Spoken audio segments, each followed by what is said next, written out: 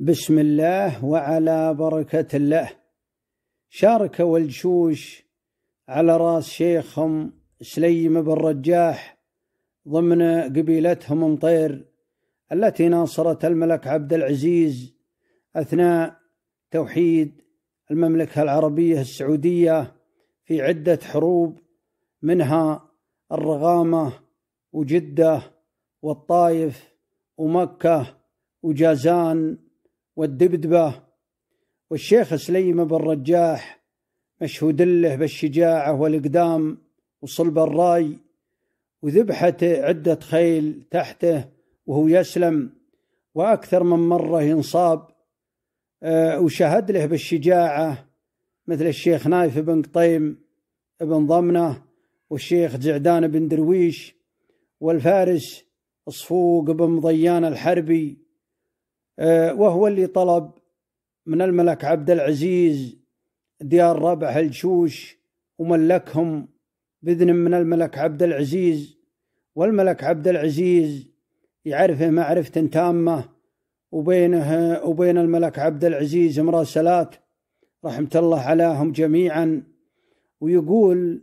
علي محمد المطيري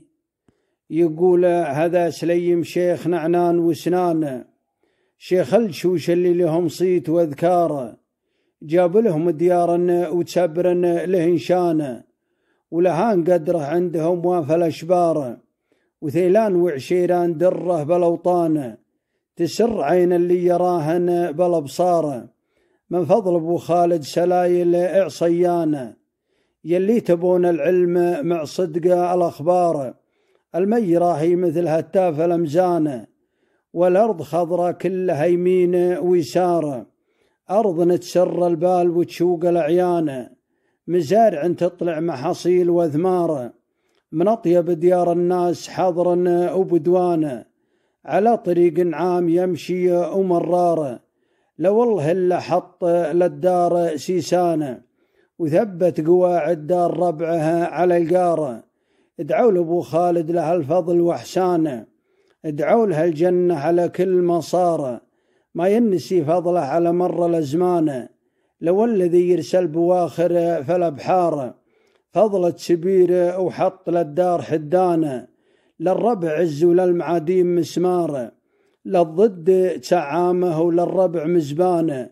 واللي يجيهم نايش له طرف نار،